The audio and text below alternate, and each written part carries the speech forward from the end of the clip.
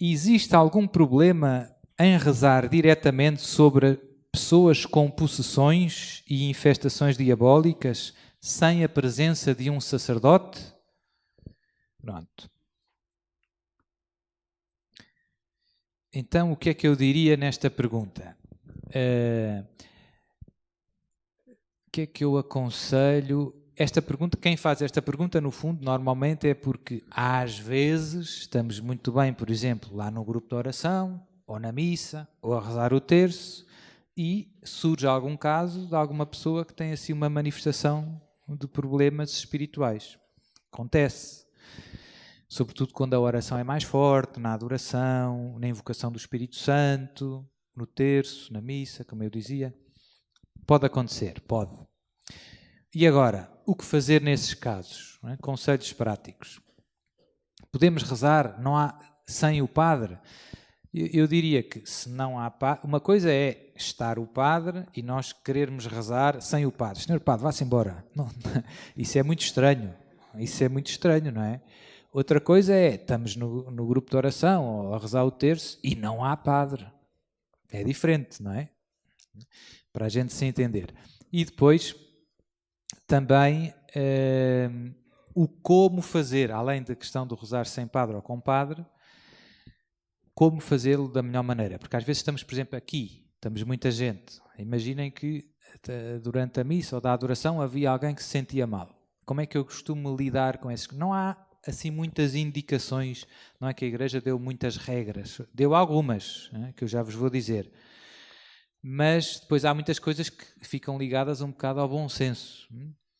E aqui a irmã está a fazer um bocadinho de barulho, aqui o som, se puder baixar, se faz favor. Sou eu? Então pronto, paciência.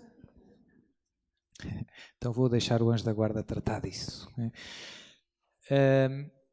Mas vou partilhar convosco algumas 2 ou 3 ideias que eu tento viver, que vêm um pouco da minha experiência prática, que são coisas de bom senso.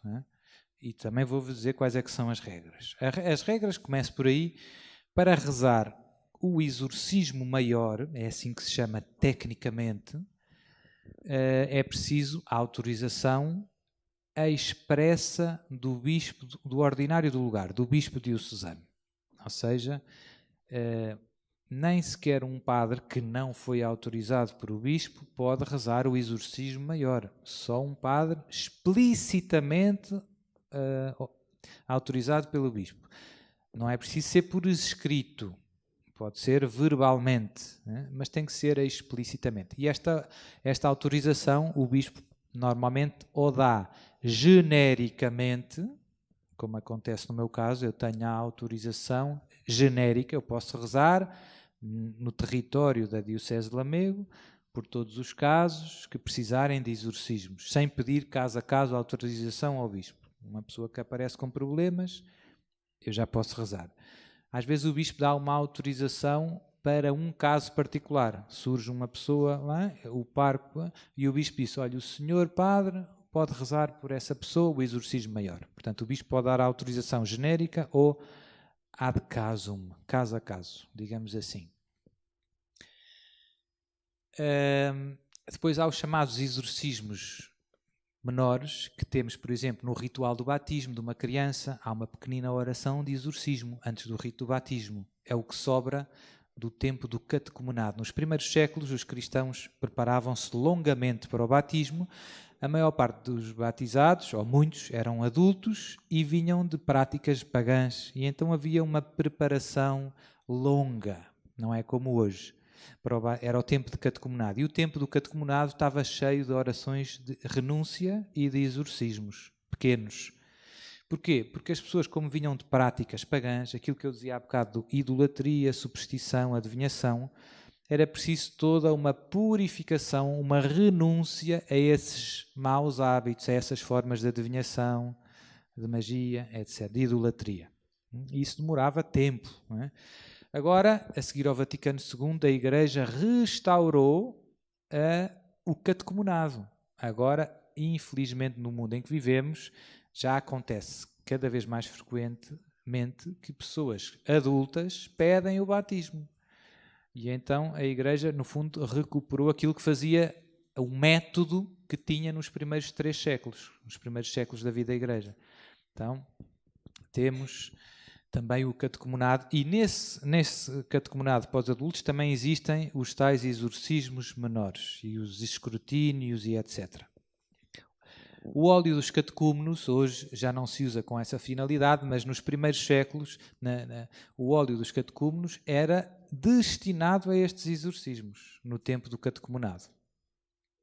Pronto, isto é só uma nota histórica de curiosidade para a gente perceber um bocadinho como é que as coisas funcionam. Portanto, liturgicamente, há o exorcismo maior e há os exorcismos menores, que se usam no tempo do catecumenado ou antes do batismo, quando se batiza uma criança. Também se faz ali um pequenino exorcismo. Pronto, isso é uma coisa. E por curiosidade, também só para saberem, os exorcismos do tempo do catecumenado, no atual ritual romano, podem até ser delegados ao catequista, que está a preparar as pessoas para o batismo. Portanto, tecnicamente, uma pessoa que nem sequer é padre, o catequista pode rezar os exorcismos menores, liturgicamente falando. Pronto. Para rezar o exorcismo maior, só um sacerdote com autorização expressa do bispo. Pronto, isto é as regras, digamos assim, práticas. Depois, como fazer, voltando à pergunta aqui, como fazer se surge manifestação e etc. Primeira sugestão, primeiro conselho. O que normalmente eu faço, isso acontece-me algumas vezes, como vocês imaginam, eu tenho um grupo de oração, por exemplo, todas as sextas-feiras à noite. E vão muitas pessoas de todo o lado. E vão, normalmente, algumas pessoas que têm problemas espirituais, porque precisam de ajuda, e ouviram falar que há um padre em Lamego que ajuda as pessoas, lá vai tudo para Lamego. E então, às vezes nós estamos muito felizes e contentes a rezar o terço, ou a cantar, a louvar a Deus, como fizemos aqui, e surgem umas situações assim mais embaraçosas, em que alguém se começa a sentir mal, etc. Digamos assim que o inimigo mostra as unhas.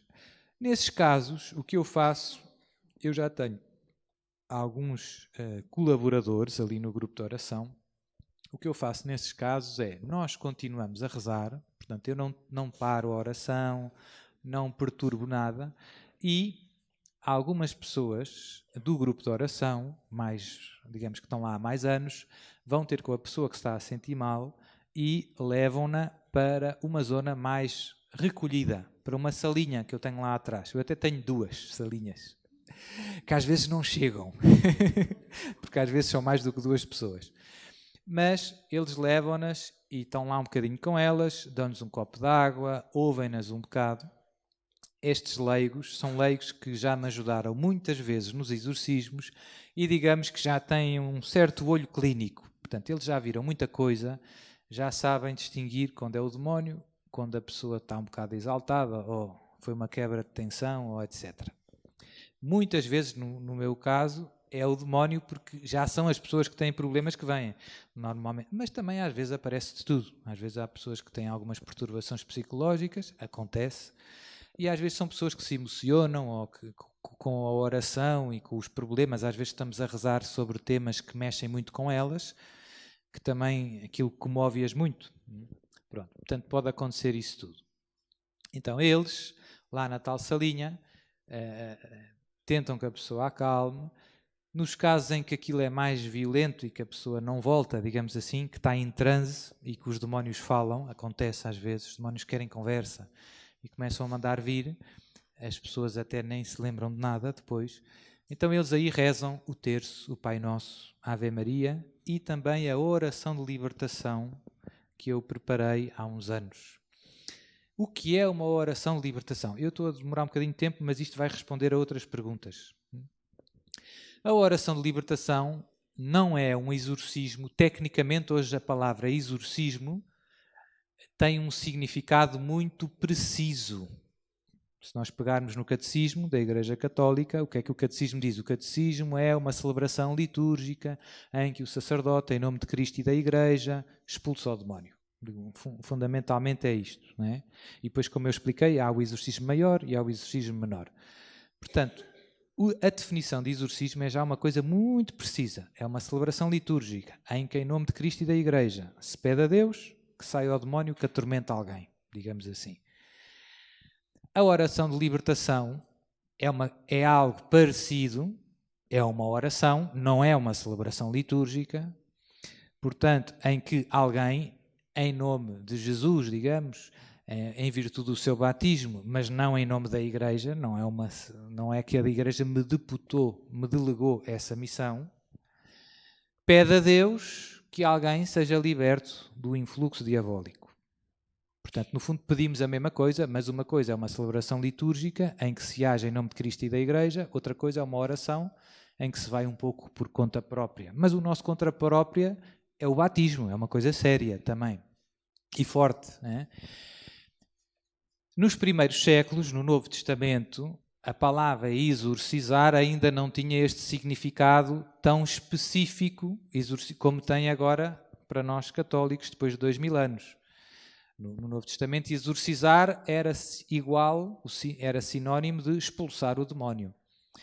Porquê é que eu estou a fazer estas pequeninas nuances? Porque senão depois não nos entendemos a falar. Porque nós vamos ver, no Novo Testamento não havia oração de libertação. Não havia a palavra, o conceito de oração de libertação, mas havia a prática da libertação. No Novo Testamento e nos primeiros séculos da Igreja também não havia padres exorcistas ainda nomeados pelo bispo. Todos os batizados exorcizavam. Era, seu padre? Era. Portanto, as coisas têm uma sua história e o direito canónico, a disciplina eclesiástica também tem a sua evolução. O que é que nós vemos nestes 2000 anos? Que a Igreja foi sempre regulando com mais cuidado este ministério delicado. Ou seja, primeiro toda a gente exorcizava, os batizados, vocês, né, se vivessem nos primeiros séculos. Depois, passado não muito tempo, se não me engano, no século II ou III, já foi instituída a Ordem dos Exorcistas, que era uma ordem menor, antes de receber o diaconado e o sacerdócio. Depois, a Igreja foi sempre reservando este ministério para os padres e agora os padres nomeados pelo bispo. Portanto, foi sempre, digamos, que o que notamos é este fenómeno da Igreja dizer, restringir um pouco. Qual é o principal motivo por trás disto, na minha opinião? Na minha opinião, é porque a Igreja foi percebendo que é preciso alguma preparação para lidar com o demónio. O demónio é manhoso, enrola-nos com muita pinta e, portanto, é bom estar preparado. Eu vejo, na prática, encontro muita gente boa que reza as orações de libertação, etc., mas faz coisas, digamos assim, um pouco imprudentes, um pouco estúpidas. Gasta muito tempo à conversa com o demónio. Não é? Como se achassem que fossem convencer o demónio, com conversa, não é? E reza pouco tempo, não é? E depois não ajudam as pessoas, por exemplo, a fazer uma boa confissão, que é coisa muito importante. Portanto, eu vejo que há gente boa metida neste ministério, mas que aquilo é muito, como se diz, fogo de vista, é muitos foguetes, mas depois a pessoa, eu vou ver, olha, eu vou ao grupo de oração há 3 anos e rezam por mim, fazem oração de libertação. E há quanto tempo não se confessa? Eu não posso confessar porque estou junta. Então, significa que ela andou 3 anos a ir ao grupo de oração e não se confessou. Toda a gente rezou por libertação, mas não fez ninguém a ajudou a fazer a coisa mais importante, sair do pecado. Percebe-se? Por isso é que eu acho que a Igreja quer que os exorcistas sejam pessoas preparadas, porque senão às vezes estamos a tentar resolver mal o problema. Eu dou muito a analogia do balde que está roto. Estamos a tentar encher um balde de água, mas o balde está roto. E por isso é preciso alguma preparação para dizer, primeiro tapar o buraco, depois pôr água. Porque senão às vezes boa vontade só não chega. O demónio também se ri. Pronto. De qualquer maneira, tudo isto que eu disse não tira que as orações de libertação são importantes. E ninguém pode ser proibido, digamos assim, de rezar a oração de libertação. O Pai Nosso, que nós vimos hoje de manhã, o livrai-nos do maligno, Isso, a petição que estamos a fazer é uma oração de libertação. Se nós virmos bem, livrai-nos do mal. Estamos a pedir a Deus Pai que nos livre do maligno. Isso é o quê? É uma oração de libertação. Não é? Portanto, e Jesus mandou-nos rezar assim. Por isso não é possível, se eu dissesse, eu não quero fazer nenhuma oração de libertação, então tens que arrancar essa petição do Pai Nosso. Chegas ao não nos deixeis cair em tentação, diz logo amém. Porque a última petição, estás a pedir a Deus que te livre do mal. Como vimos hoje de manhã, com a ajuda do catecismo. O padre Gabriel, lá nos exorcismos em Roma, onde eu tive 10 anos, dava às pessoas uma pequenina folhinha, um quadradinho de papel com uma fotocópia, com uma oração de libertação em italiano, que mandava as pessoas rezarem ao longo, sobretudo as pessoas que eram atormentadas pelo demónio e que se sentiam mal, que tinham momentos mais atacadas. Ele dizia, reza esta oração. Pronto.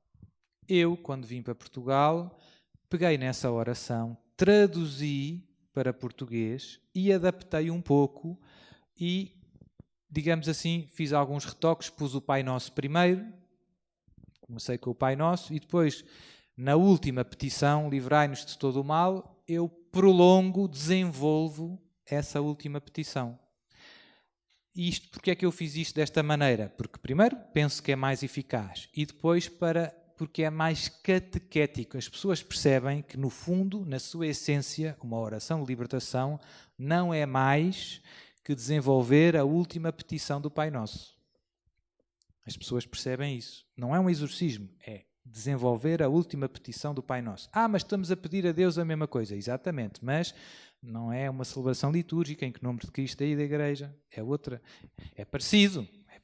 E a eficácia, no fundo, o alvo é o mesmo. O problema que queremos resolver é o mesmo. Mas uma coisa é dar um tiro com um canhão e outra coisa é dar um tiro com uma pistola. Não é exatamente a mesma coisa. Mas agora, uma boa notícia. As orações de libertação funcionam bem. Quase igual aos exorcismos. Se forem rezadas com fé, é muito bom. É eficaz. Que bom, Sr. Padre. Então não é preciso ir a Lamego, não. Não é preciso, é fé. Fé em Deus. Se rezarmos as orações com fé, Deus atua. No fundo é uma verdade tão básica. Se rezarmos com fé, Deus atua. É simples, mas a gente às vezes esquece. Nós estamos muito preocupados com o instrumento. Mas é que se o Padre Lara tocar aqui, vai que coisa. É Jesus que cura, é Deus que salva. É Deus. O instrumento é só um instrumento. É como achar que o microfone canta muito bem. O microfone não canta bem. Quem canta bem é o cantor. Mas este microfone é um espetáculo. Palmas para o microfone. Isso é estúpido, porque o microfone não faz nada. Só transmite a voz de outro. Seu Padre, então olha, vá-se embora. Eu sou só um simples instrumento. Mérito nenhum. Ou quase nenhum. Deus é que dá a graça, Deus é que atua. E a boa notícia é, vocês podem ser instrumentos do poder de Deus, da graça de Deus, da palavra de Deus, no meio deste mundo. Esta é a boa notícia. Portanto, podemos rezar as orações de libertação, sim. Como eu dizia, quando surgem as manifestações e é uma assembleia grande, normalmente eu levo as pessoas para uma salinha. Se a pessoa acalmar, conversa-se primeiro. Em geral, as pessoas têm a tentação de rezar primeiro. Normalmente é melhor conversar primeiro. Porquê? Para perceber a raiz do problema, a causa. Porque rezar às cegas é gastar tempo inutilmente. É melhor, se a pessoa acalmar, não acontece sempre. A pessoa tirou com as cadeiras para o ar, foi ali para o lado. Foram 2, 3 pessoas com ela. Ela bebeu um copo de água, não sei o quê, acalmou. E depois elas começam a perguntar-lhe, olha, como é que se chama? Onde mora? É católica? Vai à missa? Confessa-se? Vão vendo o que é que se passa consigo. Que sintomas estranhos é que tem? Etc. O meu marido deixou. E já se vai fazendo um certo quadro do que é que a pessoa está a passar. E depois... sim, vale a pena rezar. Mas já sabemos o que é que temos que pedir a Deus. Quais são as feridas daquele coração. Quais é que são os distúrbios? É na cabeça, sinto picadas na cabeça, no coração, não consigo rezar. O que é que se passa? Não é? Às vezes rezamos à louca, reza, reza, reza, e estão ali 3 horas a rezar aos gritos. Ainda ninguém parou e disse, o que é que se passa? Não é? Como eu digo, às vezes não dá porque a coisa é muito violenta e quando se chega lá à sala, a pessoa o demónio não para, quer partir tudo. Então aí é preciso segurar, para a pessoa até nem se magoar, e aí, enquanto ela não acalma, reza-se um bocado. Um bocado é quanto tempo? Não sei, 10, 15, 20 minutos. Normalmente depois eu paro. Se rezar 2, 3 vezes a oração de libertação, nos casos mais violentos, e se separar a seguir, ou se rezar o terço também funciona lindamente, rezar o terço, e se separar, a pessoa depois volta, sai do transe e acalma, e depois já se pode conversar. E depois, como eu digo, rezar no fim, rezar sempre no fim. Pronto, isto são alguns conselhos práticos. Então, e a história do sacerdote? Se está lá o padre, se não está lá o padre? Obviamente que, se o sacerdote participar na oração, é melhor. Como é óbvio, porque o sacerdote é alguém que também foi batizado como nós, mas recebeu um sacramento especial que o habilita a atuar em nome de Cristo, que é o sacramento da ordem. É uma coisa séria e poderosa. Não é? Mas ele não é exorcista, não interessa. É Jesus no meio de nós, pelo sacramento que recebeu. Portanto, mesmo que ele reze um Pai Nosso, mesmo que ele simplesmente imponha as mãos ou invoque o Espírito Santo, isso tem força. Por isso, é bom que o sacerdote esteja presente. Problema prático. Às vezes, os padres não estão habituados, eu já estou a responder a mais perguntas porque são as coisas que acontecem. Seu padre, mas nós estávamos lá no grupo de oração e a pessoa teve mal e o padre ficou um bocado desconfortável e não sabia o que é que havia de fazer, se avançava, se não avançava, olhou para nós, não sei o quê. E o que eu digo é, não vale a pena pôr o padre em dificuldade. Não é? Portanto, se a gente vê que o padre não está habituado e que fica aflito, tentar nós não perder a calma e fazer como eu digo, levar a pessoa para um lado e tal, acalmar, né? E no final, termina a oração, uns ficam lá a tomar conta da pessoa, outro vem dizer, senhor padre, se quiser, venha ali ter com a pessoa, era bom que o senhor a confessasse, que a ouvisse e desse uma bênção. Né? E assim, ao pouco e pouco, ele vai percebendo como é que estas coisas funcionam. Mas, obviamente, tem que ser com jeitinho e com paciência e com uma certa humildade, com respeito, porque o padre é que é o padre. Portanto, às vezes o padre não tem experiência e as pessoas querem começar seu padre, faça isto, faça aquilo. Aquilo depois dá confusão, dá zaragato. Portanto, tem que ser com jeitinho. Com delicadeza, seu padre, olha, a pessoa está mal, parece-me que é espiritual. Não é nada, mas venha ver. Reze connosco, reze só um Pai Nosso e dê a bênção, se achar bem. Assim, com jeitinho. Os padres que têm mais caminhada, sobretudo no renovamento carismático, nos grupos de oração, já sabem, já viram muita coisa e, portanto, já não se espantam muito e já sabem um bocado como onde fazer, mas mesmo assim, às vezes também trocam um bocado as voltas, como eu dizia, às vezes reza-se 3 horas e ainda não se conversou e tal. Então é partilhar com eles, partilhar, olha, seu padre, vi este conselho, achei que funciona bem, ouvi esta oração, etc.